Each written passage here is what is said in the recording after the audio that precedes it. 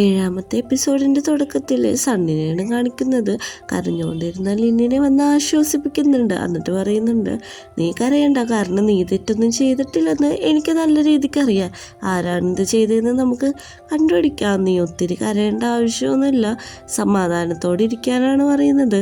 അങ്ങനെ ലിന്നിനെ അവിടെ നിന്ന് ആശ്വസിപ്പിക്കുന്നുണ്ടെങ്കിലും ലിന്ന് അപ്പോഴും കരഞ്ഞുകൊണ്ട് തന്നെ ഇരിക്കുകയാണ്.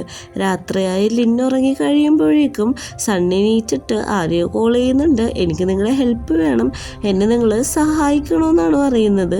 പിറ്റേ ദിവസം രാവിലെ ലിന്ന് എണീക്കുമ്പോൾ എപ്പോഴും അവൻ സ്വപ്നം കാണാറില്ല, ആ പെണ്ണിനെ സ്വപ്നം കണ്ടാണ് എണീക്കുന്നത്.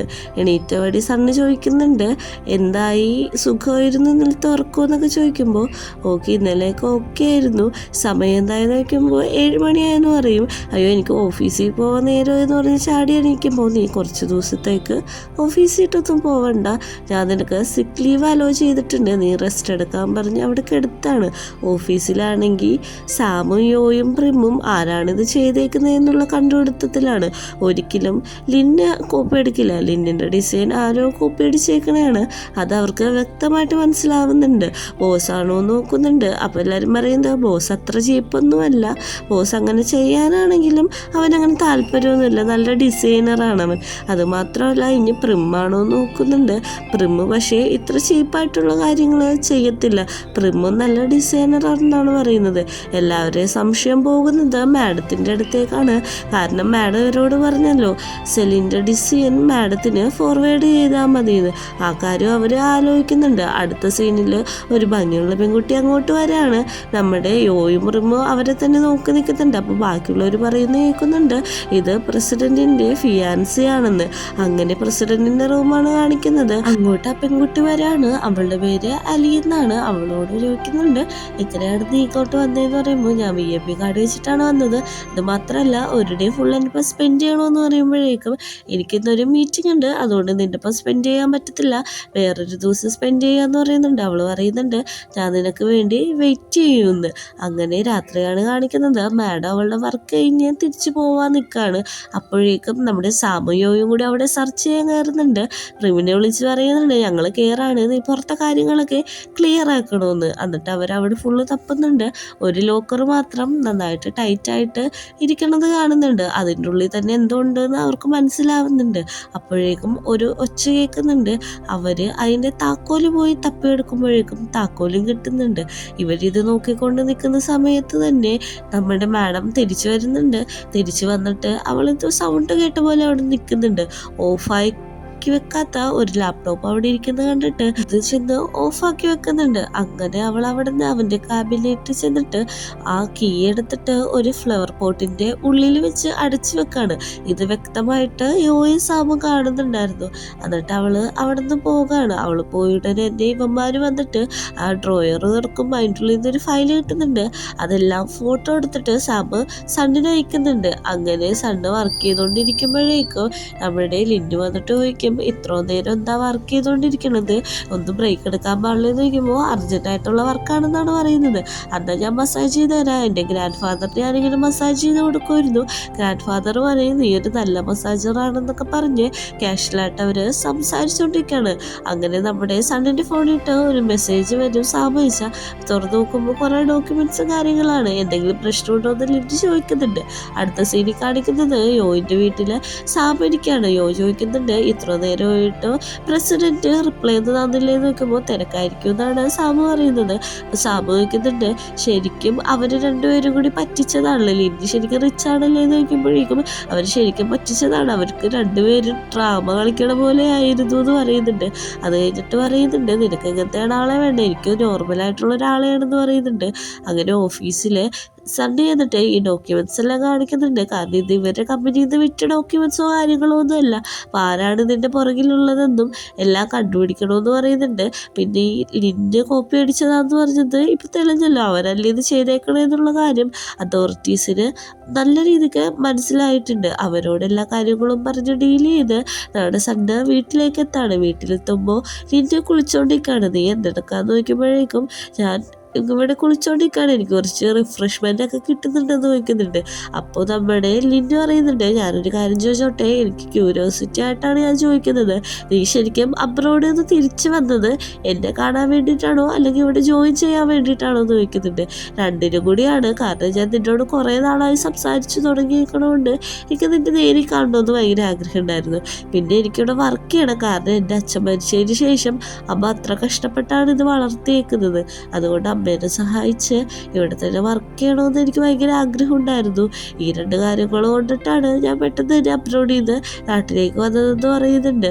അങ്ങനെ നമ്മൾ ലിങ്കിൻ്റെ ഇരിക്കുന്ന സമയത്ത് സണ്ണ് പറയുന്നുണ്ട്, നീ ഒന്നും വിഷമിക്കണ്ട, എല്ലാ കാര്യവും ഞാൻ അവസാനിപ്പിക്കാൻ പോവാന്ന് പറഞ്ഞിട്ട് മസാജ് ചെയ്ത് കൊടുക്കാണ്. അപ്പം ചോദിക്കുന്നുണ്ട്, നീ എന്താണ് ഈ ചെയ്യുന്നതെന്ന് ചോദിക്കുമ്പോൾ ഞാൻ നിനക്ക് മസാജ് ചെയ്ത് തന്നത് വലിയ കാര്യമൊന്നും അല്ല എന്ന് പറഞ്ഞിട്ട് വേഗം കുളിച്ചിട്ട് വരാൻ പറഞ്ഞ് സണ്ണ് പോവാണ്. സണ്ണ് പോവാൻ നിൽക്കുമ്പോൾ ഒരു കാര്യം ചെയ്ത് നീ പോകണ്ട, എന്നൊന്ന് കുളിപ്പിച്ച് തരാൻ പറ്റുമോ എന്ന് ചോദിക്കുന്നുണ്ട്.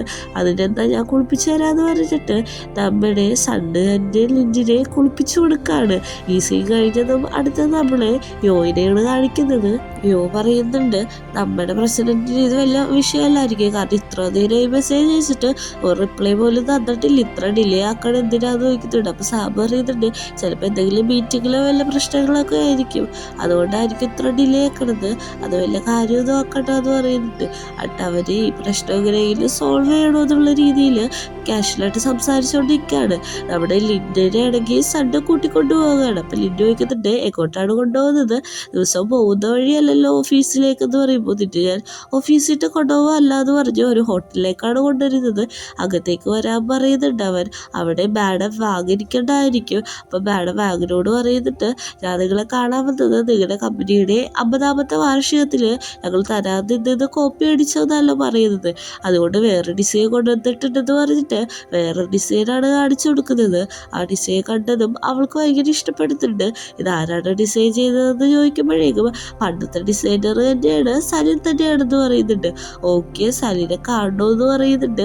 അതുമാത്രമല്ല ആദ്യത്തെ ഡിസൈൻ സലി കോപ്പി ചെയ്തതല്ല, അത് സലിൻ്റെ ഡിസൈൻ കോപ്പി ചെയ്തതാണെന്നുള്ള കാര്യമൊക്കെ ബാഗിനെ പറഞ്ഞ് മനസ്സിലാക്കുന്നുണ്ട്. സലിനെ കണ്ട മാഡത്തിന് എന്തോ ഒരു ഫീല് കിട്ടുന്നുണ്ട്, ഇവ സ്വപ്നം കാണുന്ന ആ ഒരു ഫീല് പോലെ. അപ്പോൾ ഇവള് പറയുന്നുണ്ട്, ഈ ഡിസൈൻ ഞാൻ എടുക്കാം, പക്ഷെ ഒരു കണ്ടീഷൻ ഉണ്ട്, സലിന് ഇതിന് മോഡലാവണം എന്ന് പറയുന്നുണ്ട്. പക്ഷേ സലിന് വേറെ നിവൃത്തിയില്ലാത്തതുകൊണ്ട് അതിന് സമ്മതിക്കുകയാണ്. നമുക്ക് പെട്ടെന്ന് തന്നെ ഷൂട്ട് കാര്യങ്ങളൊക്കെ നടത്താം, ഇതിന് ആപ്റ്റായത് സലിനാണ്, സലിനല്ലാതെ ഈ ജ്വല്ലറി ചേരില്ല എന്നൊക്കെയാണ് വാഗ് പറയുന്നത്. ഇത് കേട്ട സലിന് പേടിയാവുന്നുണ്ട്. അവിടെ നിന്ന് ഇറങ്ങുമ്പോൾ തന്നെ സണ്ണിനോട് പറയുന്നുണ്ട്, എനിക്ക് മോഡലിംഗ് ഒന്നും ചെയ്ത് പരിചയമില്ലാത്തതുകൊണ്ട് എനിക്ക് നല്ല പേടിയുണ്ട് മോഡലിംഗ് ചെയ്യാനായിട്ടെന്ന് പറയുമ്പോഴേക്ക് നീ ജസ്റ്റ് ഒന്ന് ട്രൈ ചെയ്ത് നോക്ക്, പിന്നെ നിന്റെ ആ ഡ്രസ്സിലൊക്കെ കാണാനായിട്ട് എനിക്കിഷ്ടമാണ്, നീ അത്ര ബ്യൂട്ടിഫുൾ ആയിട്ടുള്ള ഒരാളല്ലേ, അതുകൊണ്ട് നീ ഒന്ന് ട്രൈ ചെയ്ത് നോക്ക്, നിനക്ക് പറ്റും, നിനക്ക് ഒട്ടും പറ്റുന്ന അവസ്ഥ വരികയാണെങ്കിൽ മാത്രം നീ അത് അവിടെ വെച്ച് സ്റ്റോപ്പ് ചെയ്താൽ മതി, എല്ലാ സപ്പോർട്ടിന് ഞാനുണ്ടാവുമെന്ന് പറയാണ്. അവിടുത്തെ സീ കട്ടായി നേരെ പോകുന്നത് ഓഫീസിലേക്കാണ്. എല്ലാവരും അവിടെ പാർട്ടി ആഘോഷിക്കുകയാണ്. അപ്പോൾ നമ്മുടെ പ്രഭു പറയുന്നുണ്ട്, ഇത്ര നല്ലൊരാളെ മോഡലാക്കി സെലക്ട് ചെയ്ത് നമുക്ക് അഭിമാനിക്കാന്നൊക്കെ പറയുന്നുണ്ട്. ബോസ് പറയാണ്, അത് വെറും തെറ്റിദ്ധാരണയാണ്, കാരണം ആദ്യം അവർ എന്നെ കണ്ടെങ്കിൽ എന്നെ എനിക്ക് അവരുടെ മോഡലാക്കാന്നാണ് പറയുന്നത്. എന്നിട്ട് നമ്മുടെ ഇതിനെ കൺഗ്രാജുലേറ്റ് ചെയ്യുന്നുണ്ട്. ഇവരിങ്ങനെ വർത്താനം പറഞ്ഞുകൊണ്ടിരിക്കുന്ന സമയത്ത് പ്രഭു വന്നിട്ട് സാറ് വിളിക്കുന്നു എന്ന് പറയുന്നു. നമ്മുടെ സണ്ണിൻ്റെ കൂടി വാഗിൻ്റെ അടുത്തേക്ക് പോവുകയാണ്. അപ്പോൾ വാഗു ചോദിക്കുന്നുണ്ട്, സണ്ണെന്താണ് ഇവിടെ, ഇയാൾക്ക് ഒറ്റക്ക് വരാൻ അറിയാൻ പാടില്ലേ, എന്തിനാണ് എംപ്ലോയിയുടെ ഒപ്പം വന്നതെന്ന് നോക്കിയപ്പോഴേക്കും ഞാൻ എല്ലാ കാര്യവും ഓക്കെ ആണോന്ന് ഉറപ്പുവരുത്താൻ വേണ്ടി വന്നതാണ്, കോസ്റ്റ്യൂം എല്ലാം റെഡി ആയിട്ടുണ്ട്, അതിന്ന് ഇട്ട് നോക്കാൻ വേണ്ടിയിട്ടാണ് നിങ്ങളെ വിളിപ്പിച്ചത്. ഇത് ലോകത്തിലെ ഏറ്റവും വലിയ ഡിസൈനറാണ്, ഡ്രസ്സിലൊക്കെ നന്നായിട്ട് വർക്ക് ചെയ്യുമെന്ന് പറയുന്നുണ്ട്. അങ്ങനെ അവള് ലിൻഡിനെ വിളിച്ചോണ്ട് ഡ്രസ്സിൻ്റെ റൂമിലേക്ക് പോകുന്നുണ്ട്. അവിടെ ചെന്നത് പറയുന്നുണ്ട്, ഇതെല്ലാം നിങ്ങളുടെ കോസ്റ്റ്യൂമാണ്, നിങ്ങളിട്ട് ട്രൈ ചെയ്തിട്ട് വിളിക്കുക, എന്തെങ്കിലും പ്രശ്നം ഉണ്ടെങ്കിൽ എന്നെ അപ്പം തന്നെ വിളിച്ചാൽ മതി എന്ന് പറയുന്നുണ്ട്. അങ്ങനെ ലിൻഡ് അവിടെ വെച്ച് ഡ്രസ്സ് ചേഞ്ച് ചെയ്യുന്നുണ്ട്. ഇവർ സംസാരിക്കുന്ന സമയത്ത് ഡിസൈനർ വന്നിട്ട് പറയാണ് ലിൻഡ് റെഡി ആയെന്ന്. അങ്ങനെ ലിൻഡ് അവിടെ നിന്ന് ഇറങ്ങി വരുന്നുണ്ട്. ഒരു ബ്യൂട്ടിഫുൾ ആയിട്ടുള്ള ബ്ലാക്ക് കോട്ട് സെറ്റാണ് അവൻ ഇട്ടേക്കുന്നത്. ഇത് കാണുന്നത് മാഡത്തിനും നമ്മുടെ സണ്ണിന് നല്ല രീതിക്ക് സന്തോഷമാവുന്നുണ്ട്. മാഡം പറയുന്നുണ്ട് എൻ്റെ ഡിസിഷൻ എന്തായാലും തെറ്റിയിട്ടില്ല, കാരണം ലിന്നിനെ കാണാനായിട്ട് അത്ര ഭംഗിയുണ്ട്, ഈ പ്രൊജക്റ്റ് നല്ല രീതിക്ക് അവസാനിക്കുമെന്ന് എനിക്ക് തോന്നുന്നു എന്ന് പറയുന്നുണ്ട്. നമ്മുടെ സണ്ണിനും ഭയങ്കര ഇഷ്ടപ്പെടുന്നുണ്ട്. സണ്ണിന് അവനോട് ഒരു അട്രാക്ഷൻ തോന്നുന്നുണ്ട്, കാരണം നമ്മുടെ ലിന്നിനെ കാണാനായിട്ട് അത്രയും ബ്യൂട്ടിഫുൾ ആയിട്ടാണ് അവിടെ നിൽക്കുന്നത്. അങ്ങനെ ഇതെല്ലാം കഴിഞ്ഞിട്ട് ലിന്നി ഡ്രസ്സ് ചേഞ്ച് ചെയ്തുകൊണ്ടിരിക്കുന്ന സമയത്ത് സണ്ണ് അങ്ങോട്ട് ചെല്ലുന്നുണ്ട്. ലിന്നി പറയുന്നുണ്ട് എന്തിനാണ് കയറി വന്നേക്കുന്നത്, ഞാൻ ഡ്രസ്സ് ചേഞ്ച് ചെയ്തിട്ട് അങ്ങോട്ട് വരാന്ന് പറയുമ്പോൾ എനിക്ക് ഇനി വെയിറ്റ് ചെയ്യാൻ പറ്റത്തില്ല, ഞാൻ ഇതിൽ അത്രക്ക് അട്രാക്റ്റീവ് ആയെന്നാണ് സണ്ണ് പറയുന്നത്. അവരങ്ങനെ അവിടെ നിൽക്കുന്നുണ്ട്.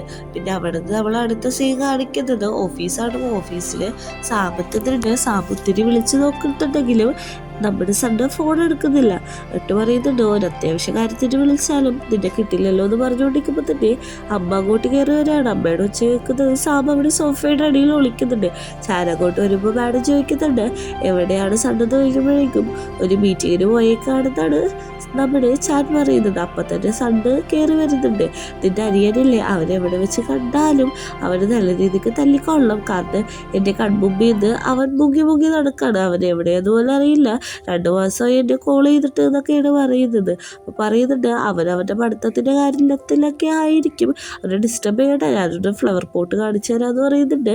നമ്മുടെ ചായൻ്റെ സഹായത്തോടെ നമ്മുടെ സാബ് അവിടുന്ന് എസ്കേപ്പ് ആവാൻ നോക്കുന്നുണ്ടെങ്കിലും ഒരു ഒച്ചമ്മ കേൾക്കുന്നുണ്ട്. എന്തോ ഒരു ഒച്ച കേട്ടു എന്ന് പറഞ്ഞിട്ട് അമ്മ അതിൻ്റെ പുറകെ പോവാണ്. നമ്മുടെ സണ്ണ് പറയുന്നുണ്ട് ചാനിനോട് അമ്മയുടെ പുറകെ ഫോളോ ചെയ്യാനായിട്ട്. അത് കഴിഞ്ഞ് അടുത്ത സീനിൽ എംപ്ലോയീസിൻ്റെ റൂമാണ് കാണിക്കുന്നത്. അവിടെ യോയിന്ന് വർക്ക് ചെയ്യാണ്. അങ്ങോട്ട് സാബ് വന്നിട്ട് ചോദിക്കുന്നുണ്ട് നിനക്ക് എന്തെങ്കിലും വർക്കോ കാര്യങ്ങളോ ചെയ്യണമെന്ന്. പറയുന്നുണ്ട് എനിക്കൊരു ഹെൽപ്പ് ചെയ്യണ്ട, ഒരു ഹെൽപ്പ് ചെയ്താൽ മതി, നീ കുറച്ച് നേരം ഇവിടുന്ന് മാറിയിരിക്കും, കാരണം എനിക്ക് വർക്ക് ചെയ്യാൻ പറ്റില്ലെന്ന് പറയുമ്പോഴേക്കും നീ എന്താണ് എന്നോട് മാത്രം ഇങ്ങനെ പെരുമാറുന്നതെന്നാണ് സാബ് ചോദിക്കുന്നത്. എടാ എനിക്ക് ശരിക്കും വർക്ക് ചെയ്യാറുണ്ട്, ഞാൻ എൻ്റെ വർക്ക് ചെയ്യട്ടെ, നീ നിൻ്റെ വർക്ക് ചെയ്യാൻ പറഞ്ഞിട്ട് സാബിനെ മാറ്റിയിരിക്കുകയാണ്. പെട്ടെന്ന് തന്നെ അവിടെ ഇരിക്കുന്ന എല്ലാവരും എണീറ്റ് നിൽക്കുന്നുണ്ട്. നോക്കുമ്പോൾ മാഡം അങ്ങോട്ട് വരികയാണ്. നമ്മുടെ എണീറ്റിട്ട് സാബിനോട് എണീക്കെന്ന് പറയുന്നുണ്ട്. സാബിന് കാര്യം മനസ്സിലാവുന്നില്ല. സാബ് അവിടെ തന്നെ വർക്ക് ചെയ്തിരുന്നിട്ട് പെട്ടെന്ന് തന്നെ തിരിഞ്ഞു നോക്കുകയാണ്. തിരിഞ്ഞു നോക്കുമ്പോൾ അമ്മേനെ കാണുന്നുണ്ട്. അവൻ തിരിഞ്ഞു തന്നെ ഇരിക്കുകയാണ്. ഇവൻ്റെ ഈ ബിഹേവിയർ കാണുന്ന ബോസ് വന്നിട്ട് പറയാണ് സോറി ഇവൻ ഇവിടുത്തെ ഇന്ത്യയിലാണ്, ഇങ്ങനത്തെ സ്വഭാവമുള്ളൂ എന്നുള്ളൂ, പക്ഷെ അവൻ പാവാണ്, നന്നായിട്ട് വർക്ക് ചെയ്യുന്നൊക്കെയാണ് പറയുന്നത്.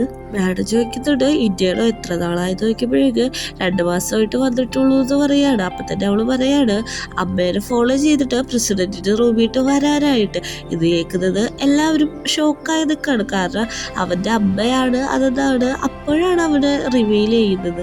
അപ്പോൾ തന്നെ സാമിന് എല്ലാ കാര്യവും കൈവിട്ട് പോയെന്ന് മനസ്സിലായിട്ട് അമ്മയുടെ പുറകെ പോവുകയാണ്. അങ്ങനെ നമ്മുടെ ബോസൊക്കെ ഭയങ്കരമായിട്ട് ഷോക്കഡായിട്ട് നിൽക്കുകയാണ്. ഏറ്റവും കൂടുതൽ ഷോക്കഡായത് യോയാണ്, കാരണം യോനോട് ഇവിടെ ഓൾറെഡി ഈ കാര്യങ്ങളൊക്കെ പറഞ്ഞിട്ട് യോ വിശ്വസിച്ചില്ലല്ലോ. അങ്ങനെ ഓഫീസിട്ട് ചെല്ലുന്നുണ്ട്. അപ്പോഴേക്കും അമ്മ പറയുന്നുണ്ട് 2 മാസമായി നീ വന്നിട്ട് എന്നോടൊന്ന് സംസാരിക്കുക പോലും ചെയ്തില്ല, നിനക്ക് അത്രക്ക് ഇഷ്ടക്കേടാണോ എൻ്റെ എന്ന് പറയുമ്പോഴേക്കും അവൻ പറയും ചേട്ടൻ പറഞ്ഞിട്ടാണ് ഞാനിങ്ങനെ ചെയ്തത്, ചേട്ടൻ പറഞ്ഞു അമ്മേനെ അറിയിക്കണ്ട എന്ന് പറയുമ്പോഴേക്കും നമ്മുടെ സണ്ണും പറയുന്നുണ്ട് അതെ ഞാനാണ് പറഞ്ഞത് എന്ന് പറയുന്നുണ്ട്. അപ്പോഴേക്കും നമ്മുടെ സാബ് പറയുന്നുണ്ട് ഞാൻ ഒത്തിരി അമ്മേനെ മിസ് ചെയ്തു, എനിക്ക് വിളിക്കണമെന്നുണ്ടായിരുന്നു, പക്ഷെ തിരക്കൊക്കെ കൊണ്ട് വിളിക്കാൻ പറ്റാതെ പോയതാണെന്ന് പറയുന്നുണ്ട്. അപ്പോൾ പറയുന്നുണ്ട് ഓക്കെ എനിക്കെല്ലാം മനസ്സിലായി, ഞാൻ ക്ഷമിച്ചു, അടുത്ത ദിവസം തൊട്ട് നീ ഇവിടുത്തെ മാനേജറിങ് എക്സിക്യൂട്ടീവായിട്ട് ജോയിൻ ചെയ്യണമെന്ന് പറയുമ്പോൾ അത് പറ്റത്തില്ല, എനിക്ക് ഈ ജോലിയാണ് ഇഷ്ടമെന്ന് പറയുമ്പോഴേക്കും ഞാൻ പറയുന്നത് നീ കേട്ടാൽ മതി, ഈ ജോലി ഞാൻ ചെയ്യണമെന്നാണ് പറയുന്നത്, വേറൊരു വഴിയില്ല, ചേട്ടനോട് ഹെൽപ്പ് ചോദിക്കുന്നുണ്ടെങ്കിലും നമ്മുടെ സണ്ണ് പറയുന്നുണ്ട് എനിക്കിതിൽ ഒന്നും ചെയ്യാനായിട്ട് പറ്റത്തില്ല, നീ അതുകൊണ്ട് വർക്കിന് നാളെ തൊട്ട് തന്നെ കയറണമെന്ന്. എല്ലാവരും ഓഫീസിൽ ഭയങ്കര സാഡായിരിക്കുകയാണ്. യോയാണ് മരിച്ച വീട്ടിലിരിക്കുന്ന പോലെ ഇരിക്കുന്നത്. നമ്മുടെ നിന്നും റിമ്മൻ നോക്കിയിരിക്കുന്നുണ്ട് അവരെന്താണ് ഇത്ര സങ്കടപ്പെട്ട് കിടക്കുന്നതെന്ന്. ഇവരിയ്ക്കുന്ന സമയത്ത് സാബ് അങ്ങോട്ട് വരുമ്പോൾ എല്ലാവരും എണീറ്റിരിക്കുകയാണ്. സാബ് വന്ന് യോനോട് സംസാരിക്കണമെന്ന് പറയുമ്പോൾ യോ പറയാണ് എനിക്ക് സംസാരിക്കാൻ പറ്റത്തില്ല, എനിക്ക് കുറച്ച് വർക്ക് ചെയ്യാറുണ്ടെന്ന്. അങ്ങനെ സാബ് എല്ലാവരോടും പറയാണ് ഞാൻ നിങ്ങളോരോടും എൻ്റെ സത്യമൊന്നും മറച്ചു വെച്ചതോ ഒളിച്ചു വെച്ചതോ ഒന്നല്ല, സാഹചര്യം അങ്ങനെ പോയി. അത് മാത്രമല്ല എനിക്ക് ഇനി തൊട്ട് നിങ്ങളുടെ ഒപ്പം വർക്ക് ചെയ്യാൻ പറ്റില്ല ഈ ഡിപ്പാർട്ട്മെൻറ്റിൽ, ഞാനിവിടുത്തെ എക്സിക്യൂട്ടീവായിട്ട് നാളെ തൊട്ട് ജോയിൻ ചെയ്യാണ്, അതുകൊണ്ട് എൻ്റെ ലിന്നെ ഇതായിരിക്കും എൻ്റെ ലാസ്റ്റ് ഡേ. നിങ്ങളോട് എല്ലാവരോടും ഞാൻ സോറി ചോദിക്കുന്നു. പിന്നെ നിങ്ങൾ എന്നോട് പഴയ പോലെ നോർമലായിട്ട് ബിഹേവ് ചെയ്യണേണ് എനിക്കിഷ്ടമെന്ന് പറഞ്ഞിട്ട് അവിടുന്ന് പോവാണ്. ഇത് കേട്ട സാമിന് സങ്കടമാവുന്നുണ്ട്. പക്ഷെ അവൻ മിണ്ടാതെ അവിടെ തന്നെ നിൽക്കുകയാണ്. പ്രിമ്മു പോകുമ്പോൾ നമ്മുടെ പ്രിമ്മു പുറകെ ചെന്നിട്ട് ചോദിക്കുന്നുണ്ട്, ഞാനെന്തെങ്കിലും ഹെൽപ്പ് ചെയ്താൽ എന്നോ ചോദിക്കുമ്പോഴേക്കും എനിക്ക് ഹെൽപ്പൊന്നും ചെയ്യണ്ട, നീ നിൻ്റെ കാര്യം നോക്കാനാണ് പ്രിമ്മു പറയുന്നത്. പക്ഷെ ഞാൻ നിങ്ങളോട് ചെയ്ത തെറ്റിനല്ല, ഒരു സോറി പോലെയാണ് ഞാനിത് ചോദിക്കുന്നതെന്ന് ചോദിക്കുമ്പോൾ നിനക്ക് ശരിക്കും നാണല്ലേ ഒരാളുടെ പുറകിൽ ഇങ്ങനെയാണെന്നിട്ട് പറയാനായിട്ട്? നിനക്ക് സെൽഫ് റെസ്പെക്റ്റ് എന്ന് പറയുന്ന ഒരു കാര്യമില്ല എന്നൊക്കെയാണ് പ്രിമ്മു ചോദിക്കുന്നത്. ലിന്നിന് സങ്കടമാവുന്നുണ്ട്. പക്ഷെ പ്രിമ്മു ഇറക്കാൻ നിൽക്കുമ്പോൾ അവളുടെ കാലിൽ തട്ടിയിട്ട് താഴത്തേക്ക് വീഴാണ്. ഇത് കണ്ടത് പ്രിമ്മിന് ഒന്നും ചെയ്യാൻ പറ്റാതെ അവളെ എടുത്തുകൊണ്ട് റൂമിനുള്ളിട്ട് പോവാണ്. കാലി വെക്കാനായിട്ട് ഫസ്റ്റ് എയ്ഡ് കിറ്റൊക്കെ കൊണ്ടുവരുന്നുണ്ട്. ഞാൻ വെച്ച് തരാമെന്ന് പറയുമ്പോൾ വേണ്ട, ഞാനെൻ്റെ സെൽഫായിട്ട് അത് ചെയ്തോളാം. പിന്നെ എനിക്ക് നിന്നോടൊരു കാര്യം പറയാനുണ്ട്. നിനക്ക് ശരിക്കും എൻ്റെ ഇഷ്ടമുണ്ടെങ്കിൽ നീ എന്നെ ഒറ്റയ്ക്ക് വിടണം. എൻ്റെ പുറകെ നടന്ന് ഇങ്ങനെ ഉപദ്രവിക്കരുത്. എനിക്കത് ഒട്ടും പറ്റാത്ത കാര്യമാണ്. നീ നിൻ്റെ സെൽഫ് നോക്കിയിട്ട് തന്നെ നിൻ്റെ കാര്യങ്ങളെല്ലാം ചെയ്യണം, വർക്കെല്ലാം ചെയ്യണമെന്ന് പറയാണ്. ഇതെല്ലാം കേട്ടിട്ട് പ്രിന്റിന് ഒത്തിരി സങ്കടമാവുന്നുണ്ട്. അവൾക്കൊന്നും പറയാൻ പറ്റാതെ അവിടെ തന്നെ നിൽക്കുകയാണ്. അപ്പോൾ നമ്മുടെ പ്രിമ്മ പറയുന്നുണ്ട്, നീ നിൻ്റെ കാര്യം നോക്കണം, എൻ്റെ ഇങ്ങനെ പുറകെ നടന്ന് വെറുതെ ഓരോരോ റൂമേഴ്സ് കാര്യങ്ങൾ ഉണ്ടാക്കരുത്. നീ ഇവിടെ നിന്ന് പോകാൻ പറയാണ്. വേറെ വഴിയില്ലാതെ അവൾ അവിടെ നിന്ന് പോകുന്നുണ്ട്. നമ്മുടെ ലിന്നാണെങ്കിൽ ഷൂട്ടിന് ചെല്ലുമ്പോൾ അവൻ ആ സ്വപ്നം കാണാറുള്ള സ്ഥലം ആണ് അവന് ഓർമ്മ വരുന്നത്. ഈ സീൻ കാണിച്ചിട്ടാണ് 7ാമത്തെ എപ്പിസോഡ് അവസാനിക്കുന്നത്.